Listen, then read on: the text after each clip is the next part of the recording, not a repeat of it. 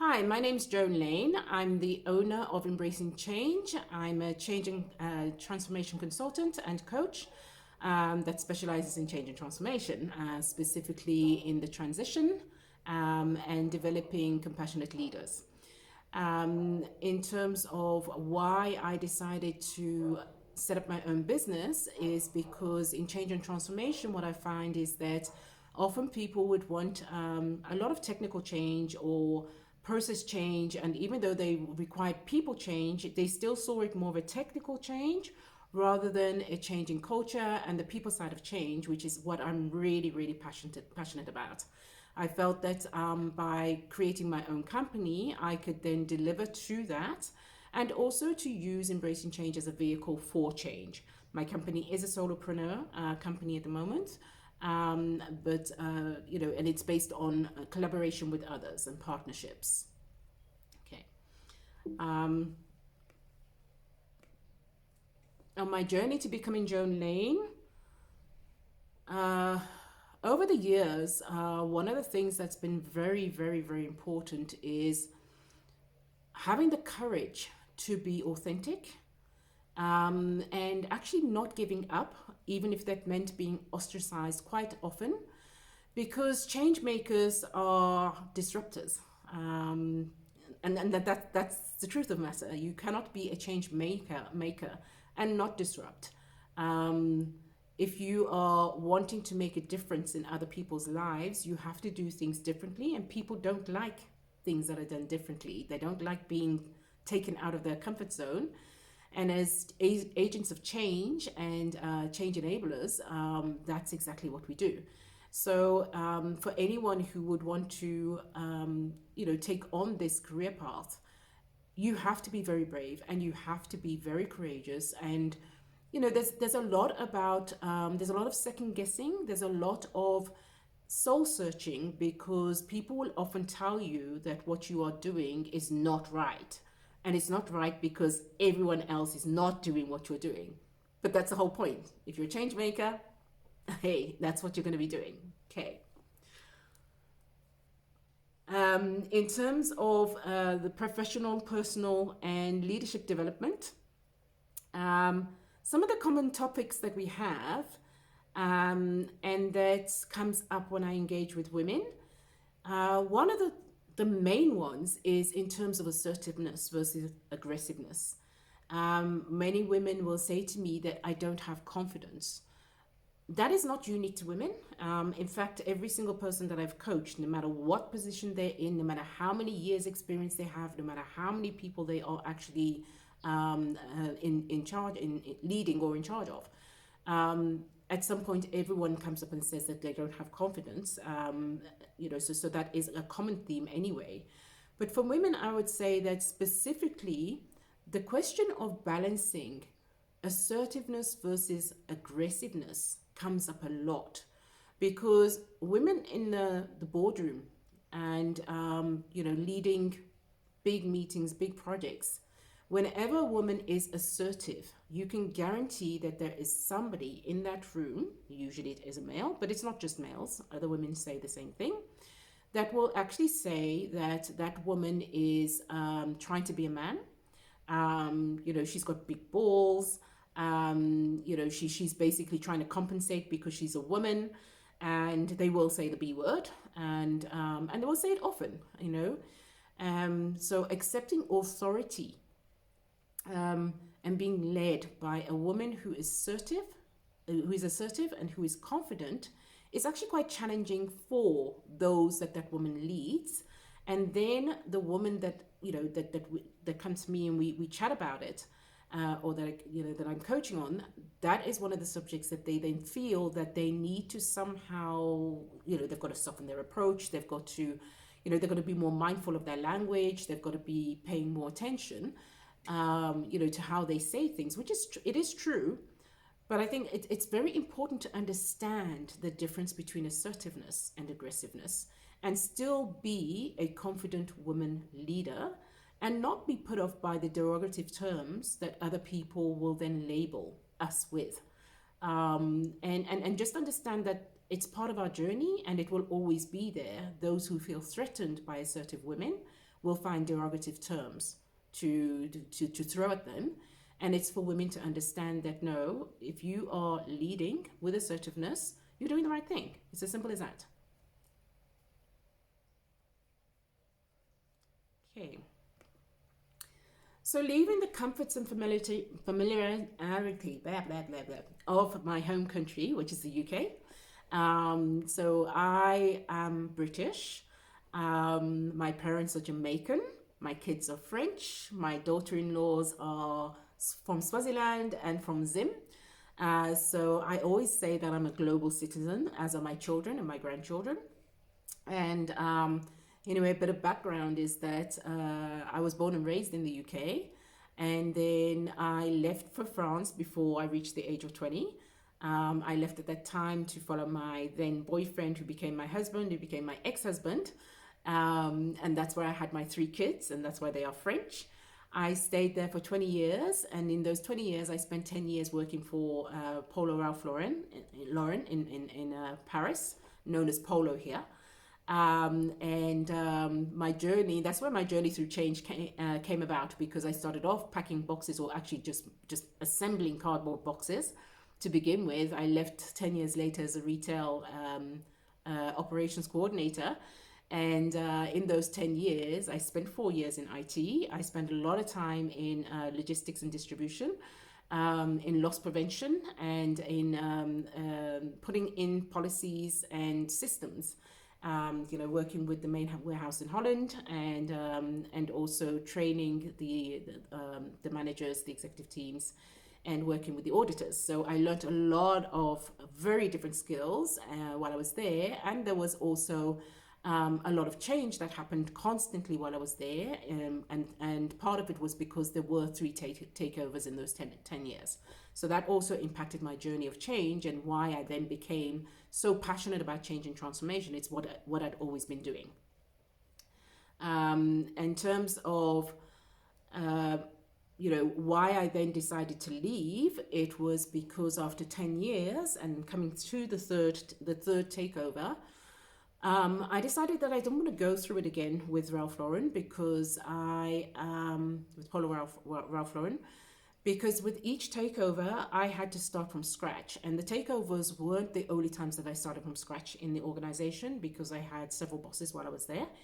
And, with each time that I started from scratch, I had to prove myself again. And I had to, I took a knock each time on a possible promotion, both in title and in monetary value. And I decided that this time around, I felt that I had enough skills and knowledge to go on my own as a consultant. One of my criteria was to actually find somewhere that was hot and sunny. Although I did have the opportunity through Ralph Lauren to actually move back to London. I thought about it, and it just didn't appeal to me. So what happened at that time also was that my sister, who had been living between Thailand, Australia, and New Zealand, I think, for several years, she was around at that time, and back in England. And then my father, who we hadn't grown up with, he happened to be around and asking for us and telling us that he was busy looking for his roots in Africa. And while he was doing that, he realized how many opportunities there were in Africa, all over Africa. And so he had already visited Angola, not just visited, he'd visited several countries: Angola, South Africa, Tanzania, Mozambique. At the time, I'm not sure if there were any other countries. And he called on his kids, myself, my sister, and my brothers, and said, who wants to come and explore the opportunities? And my sister and I decided that we would take the leap. We did. So my sister ended up in Tanzania running a tourism company. And I moved from luxury prêt-à-porter to cement and construction. That was a massive transition. It was a big, big leap of faith. Leaving the comfort and the security. I just bought a new home in my first place in Paris, or not far from Paris. And here was me jumping into the unknown, into a scary country post-apartheid in 2001. and my friends going, "Are you crazy? Are you mad?" And uprooting my kids, and I did it. So that's what happened, you know. And the first 2 years was, yeah, not exactly what I expected, but I gave myself 2 years. I had to stick it out for the 2 years, and if I didn't like it after 2 years, then I was allowed to go back home. That's what I said to myself because of uprooting my kids and my whole family and turning my life upside down. I couldn't do it for 6 months, so I had to give myself 2 years. And I honestly, if I could have gone back home in those 2 years, I would have done. But circumstances meant that I actually couldn't leave in those 2 years and could only leave after the 2 years was up. And then I'm so glad that I decided to, despite the journey that I had in the beginning, which is for another time, that I would then stay in South Africa. It has been at times harrowing. There are many lessons that I've learned.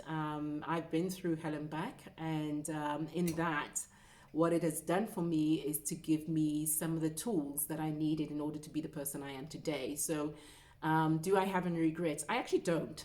Even with the worst things that have happened to me, I don't have regrets. I learned so much in those times. I just wish that my lessons weren't always as painful as they were. But yeah, you know, I would do it again. Even with the knowledge that I have today, I would do it again.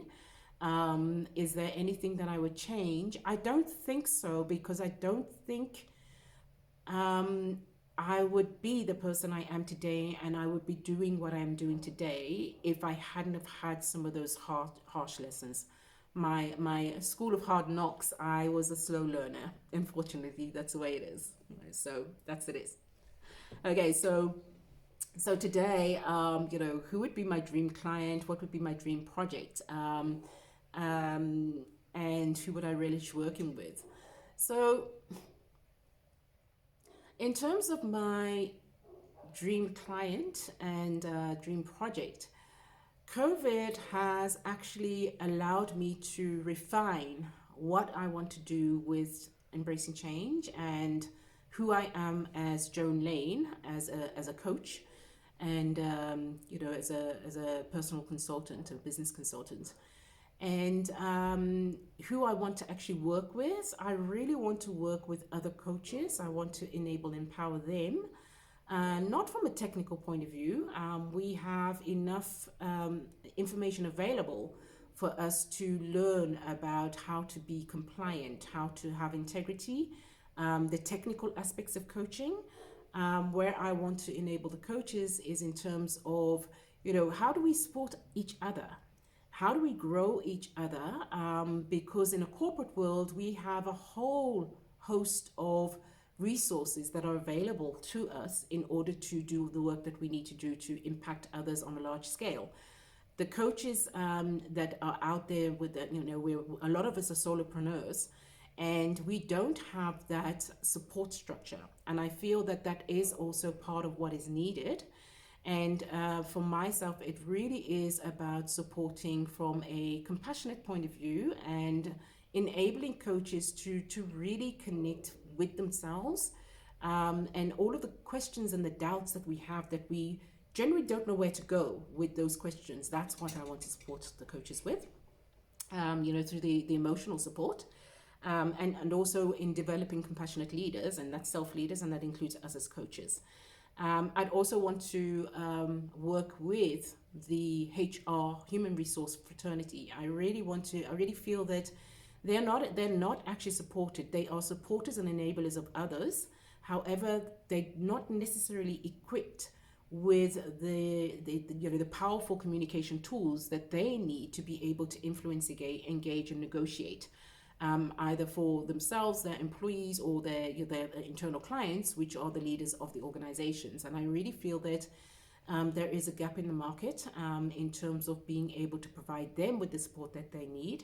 And the third group of people that I would like to work with are people who are in the wellness industry, because likewise, I don't feel that they have the right type of support in order for them to be able to offload, and enable for them to be able to, you know, brainstorm and be able to, you know, throw around with COVID all of the things that are going through their minds. Who's going to answer them? Who's going to support them?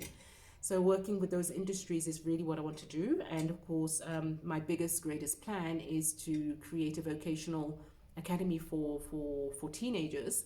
And all of the work that I'm doing now means that by working with coaches that are like-minded, so working with Shireen Matara and Tara Transform, these types of coaches are the types of coaches that I want to work with, because they are influencers and they are change makers, but they make change not by doing change. They make change by enabling others, and by growing others. And that's what, for me, the academy, that's what that's going to do. And by engaging with like-minded coaches like that, I feel that that's the partnerships that will be built. And I definitely relish working with those types of people. There's Musa Kumalo, who is the author of I Am a Cross-Pollinator. And he also, likewise, it's about collaborating with others in order to provide solutions that will enable and facilitate the growth of others in self-leadership. I'm also actually working already with Ian Furr. Ian Furr is the founder of Sorbet and the ex-CEO of Sorbet, but he is also the founder of the Hatch Institute, which is a coaching company developing coachoniers. And the coachoniers are, they basically we go in and we facilitate change through coaching at a leadership level. And it also starts with self. It's all about self-leadership, and it's all about building people who are in service of others, and so it's through really understanding who we are as an individual and how we lead ourselves that we're able to lead others. And through Ian's work, it's also about enabling people to become excellent and obsessive about sales, and not about sales, but about the people, about their customers. So that's really, really important to me as well, in working with people like that. I'm really enjoying that journey. Oh, so yes, then that leads us into what's the most exciting projects that I'm working on at the moment. So 2 of them are my own, because of COVID, and one of them is with Ian first. So the first 2 are, I've developed a workshop called Hot Stuff Cafe. Hot Stuff Cafe is a place to come to where you can, basically safely share what you have on your mind. And you're supported by other people that are in the workshops. They might be complete strangers, and I just facilitate that. And also where you'll learn about building resilience, some tips on building resilience.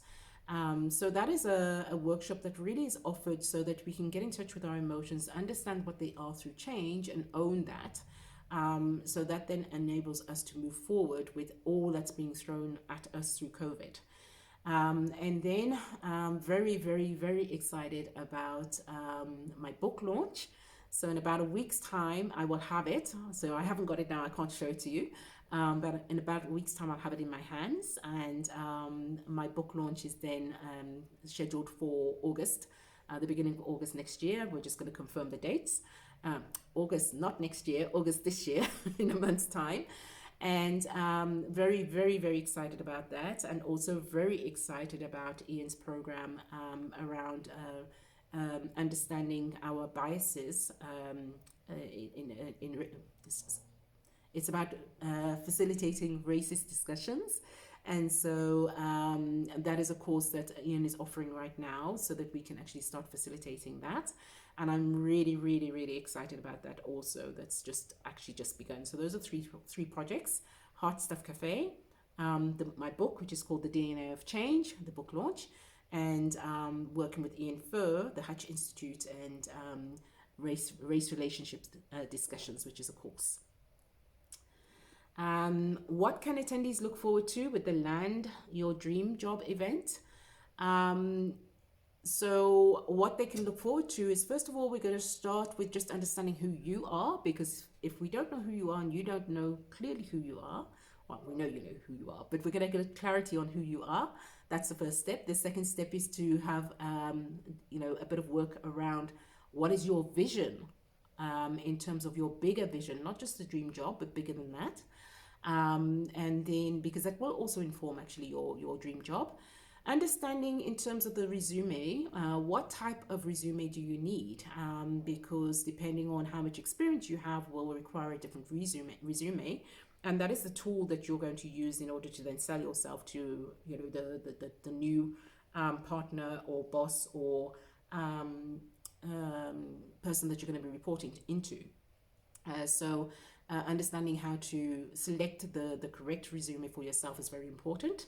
And then we will get on to working through defining what defining your dream job. Gosh, sometimes these words just don't come out, but that's the way it is. Anyway, so yeah, you'll be looking forward to defining what that dream job is for yourselves, and that's how we're going to also facilitate and help you with that. So you come out with a very clear idea of what the dream job is, who your client would be, where you're going, you know, what your next steps are. So you'll have clarity on how to go about finding that dream job or that dream career that is yours. And with that, I'd like to say thank you, and I look forward to meeting you and collaborating with you. And yeah, thank you very much. That's it from me.